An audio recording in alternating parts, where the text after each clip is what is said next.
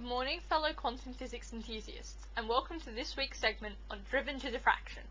Today in the studio, we have William Henry Bragg and William Lawrence Bragg to talk about X-ray diffraction. Hello, I am William Henry Bragg. You may know me for my work I have done with X-ray diffraction.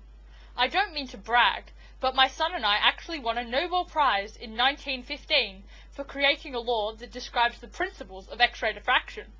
Anyway, so to understand what X-ray diffraction is, first we have to know what diffraction is. Diffraction is basically the scattering of waves, in our case X-rays, as they interfere with an obstacle. So, how does X-ray diffraction work? I'm glad you asked. The atomic planes of a crystal cause an incident beam of X-rays to interfere with each other as they leave the crystal. This causes a diffraction pattern. Every crystalline substance gives a unique pattern of diffracted X-rays, and this is more commonly known as the fingerprint of the substance. Now, I bet you're all thinking, what is this Bragg's law, and what does it have to do with X-ray diffraction? So, I will pass over to my son, William Lawrence Bragg, to explain this. Hi, I'm William Lawrence Bragg, and I'm going to explain Bragg's law and its significance to X-ray diffraction. In 1912, Max Theodor Felix von Laue discovered X-ray diffraction.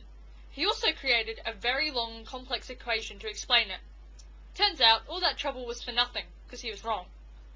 Although a useful piece of information he did find was that X-rays travel in waves. So I said that since the atoms of a crystal can be arranged in a pattern, the reflected X-rays might reveal the arrangement of the atoms within the crystal. I was right. Then I worked with my father to create a law that is simple yet effective.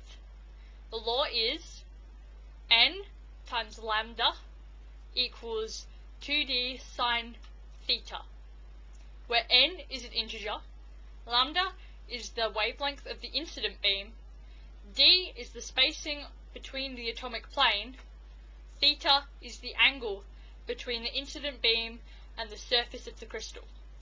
Here's a diagram showing how X-ray diffraction works.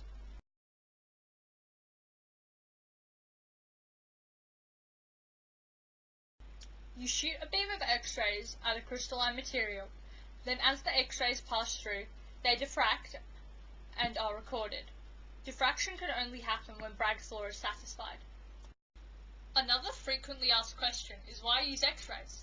In answer to that, the reason why we use X-rays is because they are small enough to interfere and diffract, but they are also non-destructive. A few of the applications of X-ray diffraction are to find the crystal structure of an unknown material, to determine a crystal's orientation, and to determine the atomic arrangement of a material. X-ray diffraction also helped aid the discovery of the structure of DNA.